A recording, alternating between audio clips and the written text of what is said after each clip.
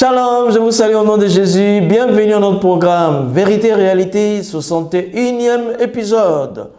Notre sous-thème, des doctrines islamiques qui discréditent le Coran. Des doctrines islamiques qui discréditent le Coran.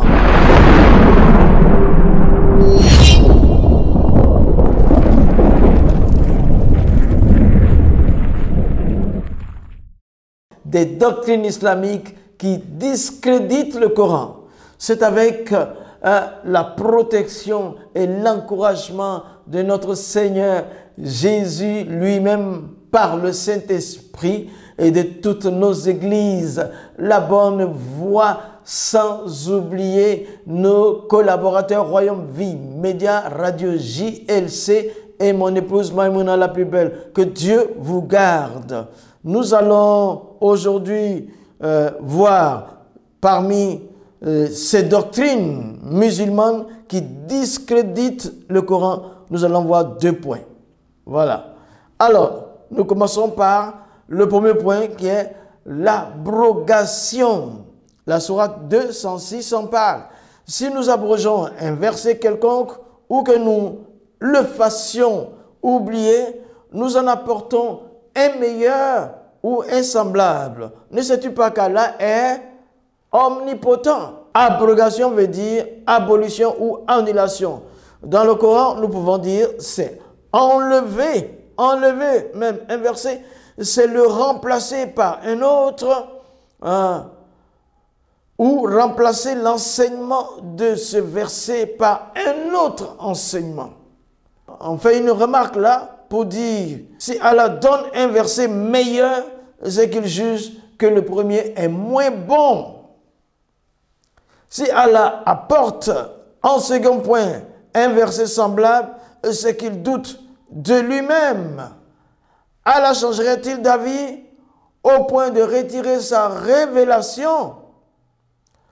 Troisièmement, nous disons, nous savons que selon l'islam, Allah connaît tout.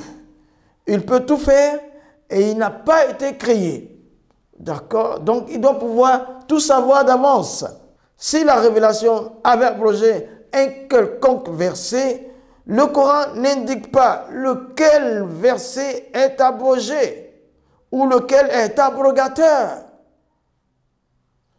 Et si le prophète et ses compagnons savaient que tel ou tel verset est abrogé, pourquoi ont-ils continué d'enseigner le Coran de cette manière à leurs fidèles? Comment expliquer qu'aucun hadith n'enseigne que tel ou tel verset a été abrogé? C'est pourtant le minimum de précision que nous pouvons demander au Coran. Il ne reste que l'avis des commentateurs du Coran qui, pour certains, partent de 3 versets abrogés ou abrogateurs à 300 pour d'autres. Quelle est donc cette science qui annule la parole d'Allah et son prophète sans qu'Allah et son prophète n'interviennent pour apporter des précisions? Chers amis musulmans, réfléchissez. Nous continuons donc de demander la liste des versets abrogés et ceux des versets qui abrogent.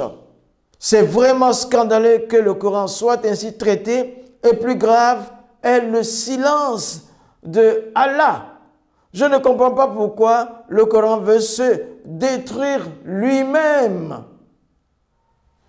Alors, à cela, chers amis musulmans, je ne crois pas que ce soit une bonne chose de suivre le Coran et l'islam. Nous allons aborder le deuxième point. Ça s'appelle la taqiyya, où le mensonge est mis en valeur. Qu'est-ce que c'est? Bon, un exemple. Lorsque le djihad ne peut être mené de front ou que cette technique est peu opportune pour servir les fins expansionnistes de l'islam, il faut donc avoir recours à la taqiyya. Le musulman est autorisé à mentir sur sa foi, sans pour autant être traité comme apostat, dans le cas où ce dernier agit dans le sens de l'expansion de l'islam. Celui-ci découle de la taqiyya, bien que tirant ses origines des chiites et que les sunnites ont suivi. Également pratiqué chez les frères musulmans dans le cadre de leur conquête de l'Europe. La taqiyya est aussi considérée comme une arme de dissimulation, de double langage, de manipulation et aussi utilisée par les musulmans en politique. Voilà, chers amis, nous allons faire une remarque ici pour dire que tout ceci détruit le Coran.